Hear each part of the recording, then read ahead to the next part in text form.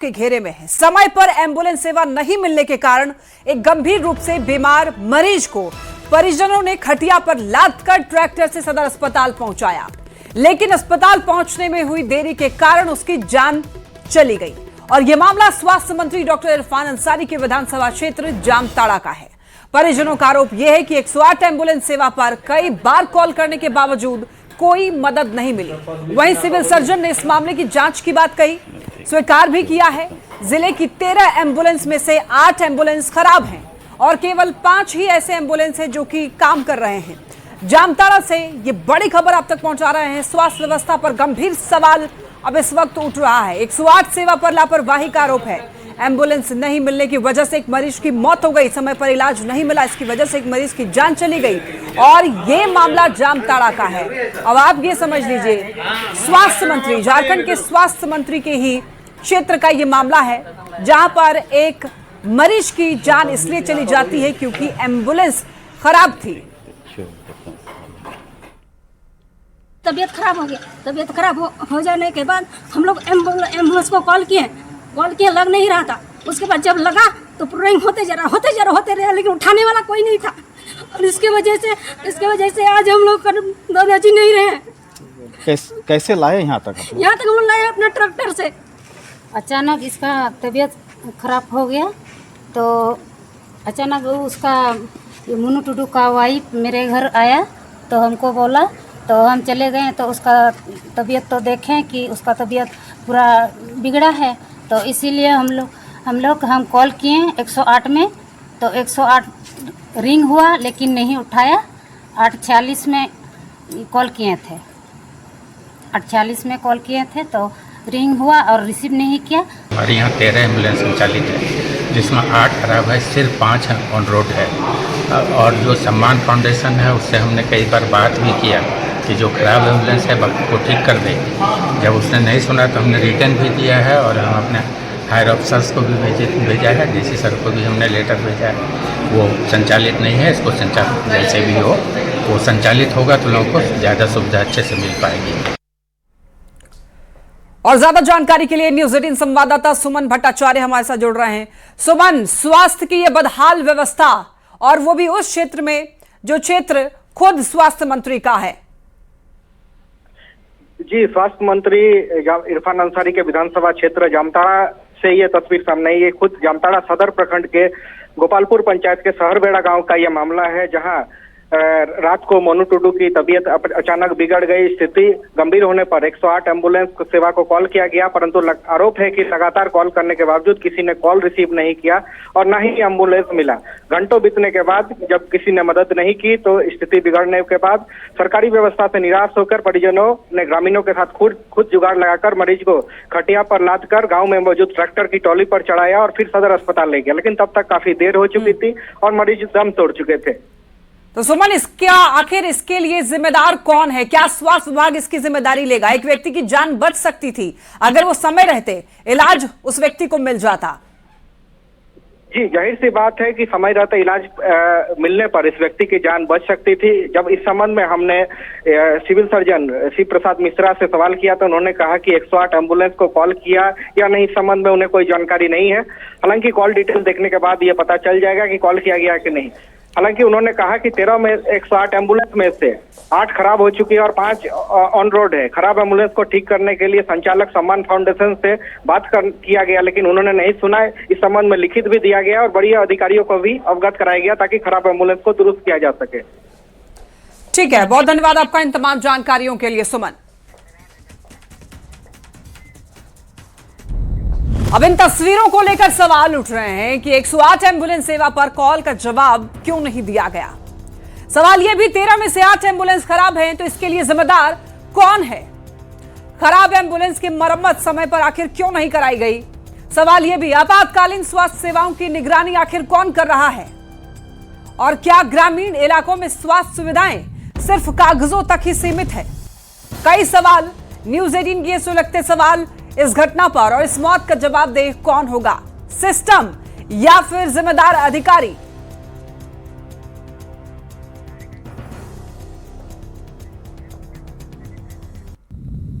लातेहार से यह बड़ी खबर। तरवाडी पंचायत के कोने और ओरिया गांव के बीच में खुटगड़ी के पास में एक भीषण सड़क हादसा हुआ है। कार और बाइक की आमने सामने से जोरदार टक्कर हुई है। इस हादसे में बाइक सवार 2 युवकों की मौके पर ही मौत हो गई है। और देखिए, टक्कर इतनी भीषण थी कि दोनों युवक सड़क पर गिर पड़े, घटनास्थल पर ही दम तोड़ दिया।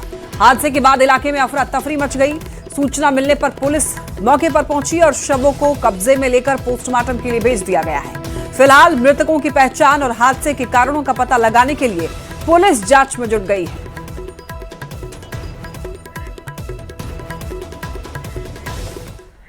खबर चाईबासा से, जहां सदर अस्पताल के ब्लड बैंक से थैलेसीमिया पीड़ित 5 बच्चों को संक्रमित खून चढ़ाने के मामले में पीड़ित परिवारों को बड़ी राहत मिली है। हाईकोर्ट के निर्देश के बाद 5 प्रभावित परिवारों के एक सदस्य को स्वास्थ्य विभाग में आउटसोर्सिंग संविदा के तहत नौकरी दी गई है। पीड़ित परिवारों ने दोषियों पर कार्रवाई और मुआवजे की मांग को लेकर हाईकोर्ट में याचिका दायर की थी और चाईबासा से रांची तक आंदोलन भी किया था। पिछले महीने सुनवाई के दौरान हाईकोर्ट ने राज्य सरकार को पीड़ित परिवारों को घर के आसपास संविदा पर नौकरी देने के निर्देश दिए थे। इसके बाद जिला प्रशासन ने नियुक्ति प्रक्रिया पूरी की। इससे पहले पीड़ित परिवारों को 2-2 लाख रुपए का मुआवजा भी दिया जा चुका है।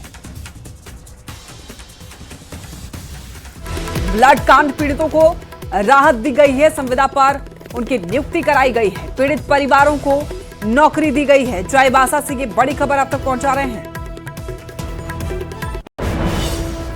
पर हमें राज्य सरकार से उम्मीद और अपेक्षा थी कि इतने गंभीर मामलों में जिस पर सरकार की पूरा दुश्वार है, इस मामले पर उनको आगे आकर के पीड़ित परिवारों को न्याय देने का काम करना चाहिए था। हमारी मांग थी पीड़ित परिवार का 1-1 करोड़ रुपये का मुआवजा दिया जाए और साथ ही सरकार नौकरी दिया जाए और तमाम पीड़ित परिवार के बच्चों को जो पढ़ने लिखने सारा खर्चा सरकार उठाए।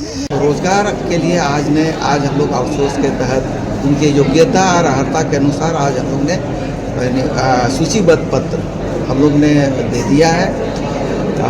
उसके साथ दिव्यांग प्रमाण पत्र सभी का, इवन जो खरसवां के रहने वाले बच्चे थे उनका भी सरायकेला को कहकर उनको भी दिलवा दिया है। और अब रुक करते हैं अगली खबर की ओर। सीएम हेमंत सोरेन ने तमाड़ स्थित प्रसिद्ध देवड़ी मंदिर पहुंचकर मां देवड़ी की पूजा अर्चना की। उनकी पत्नी कल्पना सोरेन भी उनके साथ उस दौरान मौजूद रही। मुख्य पुजारी नरसिंह पंडा और मनोज पंडा ने वैदिक मंत्रोच्चार के साथ मुख्यमंत्री दंपति से विधि विधान से पूजा संपन्न कराई। मुख्यमंत्री ने राज्य की सुख समृद्धि, शांति और विकास की कामना करते हुए मां का आशीर्वाद भी लिया। ऐसे जगहों पर आना नहीं आना ये कोई सवाल नहीं होना चाहिए।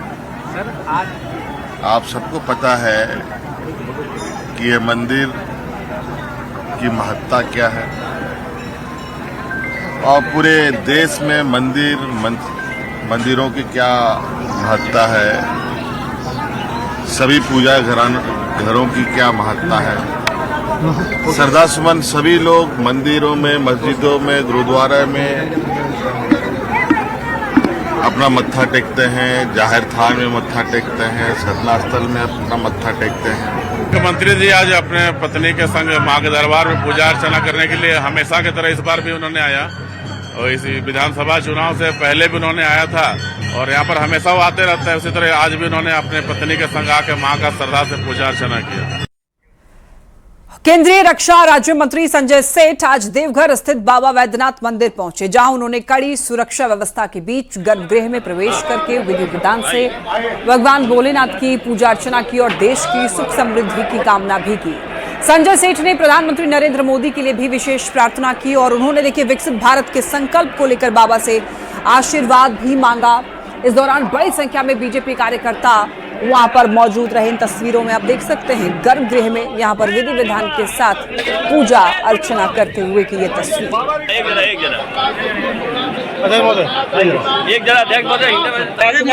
से आशीर्वाद लेके आए हैं। बाबा आशीर्वाद दो हम सबके लाडले प्रधानमंत्री नरेंद्र मोदी जी को, जिनका संकल्प 1947 जब भारत अपनी आजादी के 100 साल मनाए। बाबा आशीर्वाद तो ऐसे दुनिया के सबसे लोकप्रिय नेता नरेंद्र मोदी, जिनके 12 साल पूरे हुए हैं, जिन्होंने देश की तकदीर और तस्वीर बदली, आज उनके दीर्घायु के लिए, आज उनके और शक्तिशाली, ताकि देश और शक्तिशाली बने। एसआईआर के तहत राज्य के 29,571 मतदान केंद्रों पर बीएलओ की तैनाती की जाएगी। इन बीएलओ के जिम्मे राज्य के 2,64,89,777 मतदाताओं की पहचान और सत्यापन का महत्वपूर्ण कार्य होगा। इस पूरी प्रक्रिया को सुचारू और प्रभावी बनाने में बीएलए की भूमिका भी बेहद अहम मानी जा रही है। यही वजह है कि भारत निर्वाचन आयोग ने सभी राजनीतिक दलों को बूथ स्तर पर अपने अपने बीएलए नियुक्त करने के निर्देश दिए हैं। बीएलए नियुक्ति में बीजेपी सबसे आगे है। हालांकि लक्ष्य से पीछे रहने के बावजूद कांग्रेस ने इस दिशा में अपेक्षाकृत बेहतर प्रगति की है, जबकि जेएमएम और आरजेडी बीएलए नियुक्ति के मामले में अभी भी काफी पीछे नजर आ रहे हैं। एसआईआर में सभी दलों को सक्रिय होना चाहिए और ये अच्छी बात है कि ये सक्रिय हो रहा है। और BLA 2 का अपॉइंटमेंट, BLA 1 का अपॉइंटमेंट तो राजनीतिक दल ही करते हैं। BLA 1 का अपॉइंटमेंट विधानसभा के स्तर पर होता है, BLA 2 का अपॉइंटमेंट जो है वो बूथ स्तर पे होता है। तो ये राजनीतिक दल के द्वारा ही किया जाता था कि सिस्टम्स पे क्रॉस चेक्स एंड बैलेंसेस बना रहे। तो ये अच्छी बात है, प्रजातंत्र के लिए अच्छी बात है, लेकिन इनको तैयार भी रहना चाहिए कि जहाँ घुसपैठिए हैं उनका अगर नाम सूची से कट रहा है तो उसमें इनको आपत्ति नहीं करनी चाहिए। उसमें लोकतंत्र की हत्या एसआईआर के माध्यम से जिस प्रकार भारतीय जनता पार्टी या चुनाव आयोग करने का काम कर रही है वो उचित नहीं है। तो स्वाभाविक तौर पे हम एसआईआर को लेकर के काफ़ी गंभीर है, ताकि इस राज्य से एक भी आदिवासी, दलित, ओबीसी वर्ग के लोगों का नाम वोटर लिस्ट से न कटे। देखिए, पार्टी ने एक मुहिम छेड़ रखा है, जैसा कि निर्देश माननीय मुख्यमंत्री हेमंत सोरेन जी ने दिया है तमाम पार्टी कार्यकर्ताओं को, और पार्टी संगठन की ओर से हर जिले में एक विशेष कार्यशाला, प्रशिक्षण शिविर और जो बूथ लेवल के हमारे BLAs हैं उनका एक सम्मेलन करके जानकारी देना कि क्या कुछ करना है। केंद्र सरकार की ये जो नीति है वो नीति पूरी तरह से एक बड़ी जनसंख्या को वोट से महरूम करना या उनको वोट से वंचित करने का है। वहीं दूसरी ओर एसआईआर अभियान को लेकर अब राजनीतिक सवाल भी उठने लग गए हैं। हटिया से बीजेपी विधायक नवीन जायसवाल ने जिला प्रशासन की कार्यशैली पर सवाल खड़े करते हुए ये दावा किया कि उनके विधानसभा क्षेत्र में अब तक कुल 50% मतदाताओं की मैपिंग ही हो सकी है, और उन्होंने जागरूकता अभियान की कमी और बीएलओ की उदासीनता को इसके लिए जिम्मेदार ठहराया है। हटिया विधानसभा क्षेत्र में बहुत जो मैपिंग का आंकड़ा है वो बहुत दुख देने वाला है। लगभग 50% ही मैपिंग हो पाई है, और लोगों में जिस तरह का जिला प्रशासन के द्वारा जागरूकता अभियान चलाना था, मुझे लगता है उसमें कहीं ना कहीं कमी है।